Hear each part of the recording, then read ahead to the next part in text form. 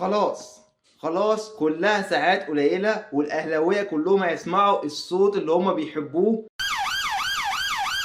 مبروك على كل الأهلاوية، رسميا إنهاء صفقة أنتوني موديتس لاعب بروسيا دورتموند السابق، رسميا أهلاوي لمدة موسمين. هنتكلم برضه يا جماعة عن تعاون كابتن حسين لبيب مع أحمد سليمان لطرد مرتضى منصور رسميا من الزمالك. هنتكلم عن كل التفاصيل دي يا جماعة، بس انتوا معانا فيديو الآخر.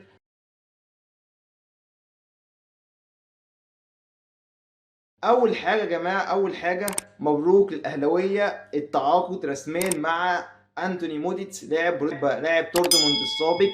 رسميا الاهلي تعاقد مع اللاعب لمده موسمين، بس هو هيلعب اول موسم، ولو ادى اداء كويس وعمل نسبه مشاركه معينه والتارجت الاهلي محدده، الاهلي يبقى ليه احقيه ان هو يجدد له موسم اضافي. فدلوقتي خلاص رسميا نقدر نقولها خلال ساعات قليله هيبقى لاعب انتوني موديتس لاعب اهلاوي لمده موسمين. هنتكلم يا جماعه عن الصفقه دي وهل هي فعلا مفيده للنادي الاهلي ولا لا، عشان في ناس تقول لك السن 35 سنه فمش هيعمل حاجه، وفي ناس تقول لك لا السن مش هيفرق. احنا هنتكلم هنا بالعقل وبالمنطق وبحسابات الدوري المصري. احنا دلوقتي يا جماعه هنبدا اول حاجه عندنا احمد فتحي وعبد الله السعيد وطارق حامد. اللعيبه دي كلها اصغر واحد فيهم 32 سنه، وهم دول يعتبر نجوم، يعني يعتبر نجوم في مصر ومكسرين الدنيا في مصر.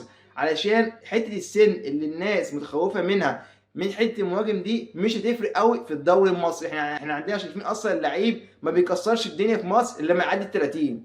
يعني دي حاجه في مصر معروفه. حته السن مش تبقى عائق كبير عند اللاعب، عشان احنا عارفين الدوري المصري اصلا اللاعب ده هيعرف يسلك فيه بحكم ان هو كان بيلعب في اوروبا. يعني اوروبا يا جماعه تفكير اوروبا غير افريقيا خالص. يعني هناك عندهم اللعيبه ملتزمه، اللعيبه بتلتزم بره الملعب اكتر من جوه الملعب. اللعيبه هناك اللي هي ايه بتلتزم بكل حاجه اثناء فتره لعبها الكوره. فدلوقتي اللعيب ده متاسس بره، اكيد متاسس صح، هيعرف يتعامل مع الدوري المصري وهيعرف فعلا يحرز اهداف، لان هو اصلا سجله مع دورتموند يعني سجل انا شفته مرعب الصراحه، مرعب جدا في الدوري المصري. يعني دلوقتي عندك لعيب لعب 209 مباراه سجل 85 جول وعمل 13 اسيست، يعتبر لعيب في 200 مباراه جايب لك 100 هدف. فده معدل مرعب قوي في الدوري المصري. وفعلا يا جماعه انا اتوقع اللاعب دون هيكسر الدنيا مع الاهلي، انا ده اللي اتوقعه بحكم السجل بتاعه. ان لعيب اصلا كان بيلعب في فرنسا، بعد كده راح المانيا ومكسر الدنيا، وكان في خناقه عليه مع الاهلي، لكن الخطيب قال لهم لازم نخلص الحوار ده عشان احنا زهقنا من حوار المهاجم.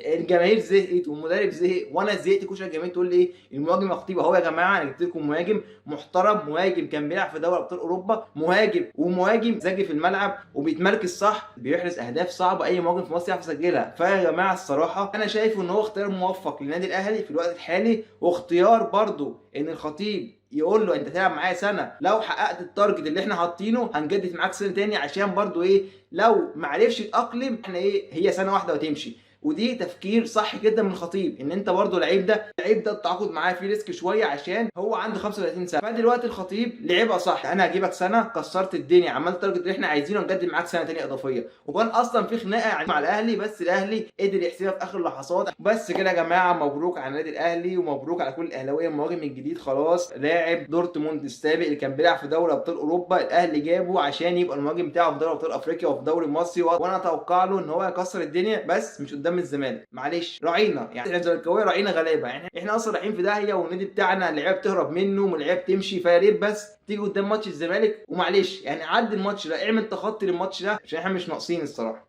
هنتكلم يا جماعه دلوقتي عن اخر حوار، وقرار صح جدا وقرار موفق جدا وقرار يعني نقول له شابوه بمعنى الكلمه على تعاون كابتن حسين لبيب مع كابتن احمد سليمان.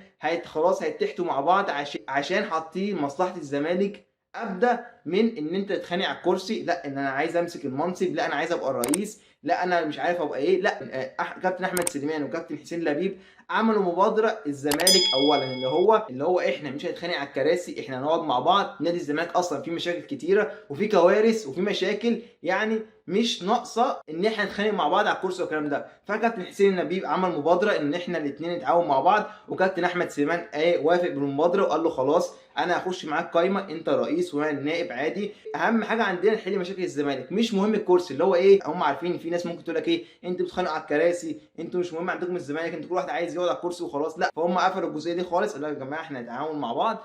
كابتن احمد سليمان وكابتن حسين لبيب هيتحدوا مع بعض في الانتخابات وينزلوا بقائمه قويه جدا، عشان بيقول لك احنا هدفنا الزمالك لا اكتر ولا اقل، مش هدفنا كراسي. مش هنعمل زي ناس قبل كده اللي هو ايه، انا الرئيس، انا القرار بتاعي لوحدي، انا وعيالي بس اللي ندير الدنيا، الناس كلها اللي معانا دي ملهاش لازمه، طيشه قاعدين معانا فهم احنا بنسيبهم يتكلموا عشان ايه قدام الناس، لكن في الاول وفي الاخر قرار شخص واحد بس اللي هو مرتضى منصور. فدلوقتي دي حركه حلوه جدا، حركه يا رب تكمل على خير، وان فعلا يا جماعه نادي الزمالك محتاج للتعاون في الفتره دي. نادي الزمالك محتاج التعاون والترابط من رموز النادي عشان نعدي الازمه، عشان الازمه دي يا جماعه اكبر من مثلا ايه واحد بس يجي يمسكها، لا دي عايزه كوادر كبيره، ناس تتعاون مع بعض عشان نعدي الازمه دي على خير. عشان احنا لو فضلنا نتخانق مع بعض في الاخر اللي هيمسك هيلبس ليله كبيره لوحده، فهم لا قالوا لك احنا هنتحد مع بعض عشان برضو نكسب مرتضى منصور لو فكر يرجع، عشان برضو نحل مشاكل الزمالك اولا، وهدفنا ان الكيان ده يرجع زي الاول، نادي الزمالك يرجع مكانته الطبيعيه والمكان اللي يستحقها. بس انا يا جماعه قلقان من حته ان مستشار مرتضى منصور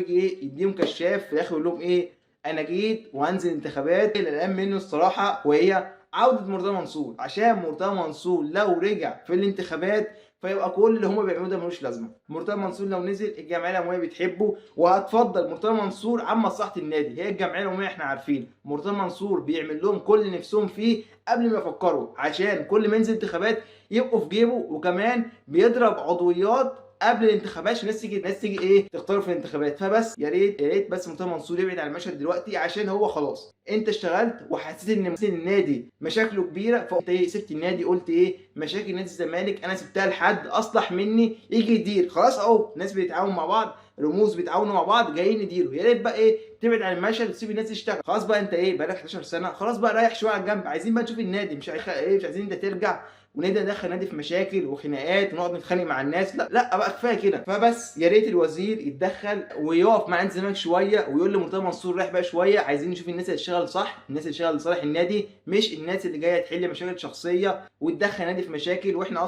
شايفين اصلا الازمه اللي احنا فيها. فيا ريت كابتن حسين لبيب وكابتن احمد سليمان يستمروا على اللي هم فيه دون ويحاولوا يخشوا الانتخابات، وان شاء الله الاصلح هو اللي يدير. في الاول وفي الاخر يا جماعه كل جماهير نادي الزمالك عايزه الاصلح هو اللي يدير، وهم عندهم بوادر ان هم بيفكروا لصالح النادي، عشان كده تعاونوا مع بعض ويقول لك احنا ايه وطلعوا مبادره الزمالك اولا. بس كده يا جماعه في الاول وفي الاخر ده قرار شخصي لاي حد دلوقتي، مفتوحه. والسلام عليكم ورحمه الله وبركاته.